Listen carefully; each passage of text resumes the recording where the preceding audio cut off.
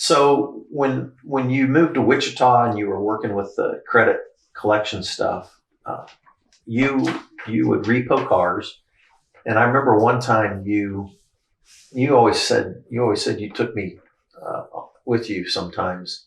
Stealing cars is how you said it. And there's a couple of funny stories that I've heard you tell about repossessing people's cars. Well, just as a couple of them, I used to take your mother and you with me if it was in the evening, and we went to an apartment complex one night, and because I could never find the person that needed, I had to collect the payments from, and I went up the stair. Left you guys in the car, and then I went in, and then as we were going up, she lived on the third floor. As we were going up the steps, she kept turning the lights out, and your mom got real upset and really scared. And it turned out to be that she was nothing. She made the payments, and I collected the payments and came back out to the car, and then we got back in, and she said, "We're not going to do this again." So that was, but we did on a couple of occasions. I did when we just going to Thing. I probably wasn't with you, but wasn't there some story about didn't you have like a dog or some guy pull a gun on you or something like that? Well, Are those two different stories? I was in a housing complex that was it was built like in use back like this, and then they'd come out and thing, and they didn't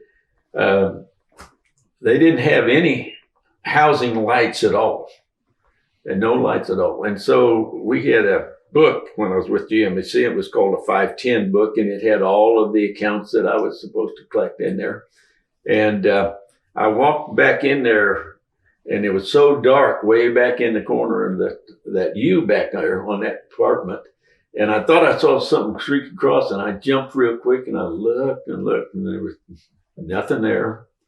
And so I went up and I rang the doorbell, and they peeked out the window, and then they saw who I was or something like that. And they didn't turn on the light or nothing. They just thinking about that time, a little old dog ran up behind me and started, and my book went up in the air, and I took off running, and I didn't even stop and pick the car up. I just went on running and down and called this buddy of mine, that same one, Dick Capps, and I said, "Hey, I just run up and left my car down there," and so that he come by and picked me up and took me back down, and we got in the car.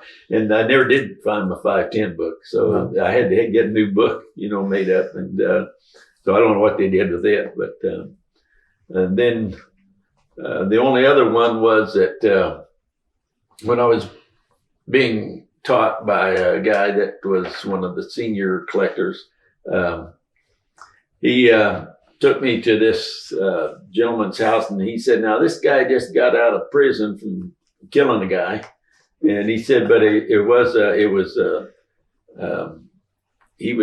kind of self-defense, but yet they got him for manslaughter or something like that." And I didn't know what it was, and so I walked up to the front door, and he told me, he said, "Now you go on up there and ring the doorbell," and said, "You'll be all right." And so I walked up to the front door, and they didn't have the door was not closed, but the screen doors in the old days of screen doors where you had a little hook, and the TV was on in the room, and so I knew he was there. So I thought, well, so I just started banging right there where the hook's at like that, and if you keep banging it like that, it makes the hook jump out a lot of times. And you don't go in. I wasn't going to go in or anything. But then all of a sudden, the knife just came through the screen and just cut the screen right down the middle. And I took off then like really fast. And I was scared to death. And I didn't even stop for the guy that was training me. And he was sat down in the car laughing.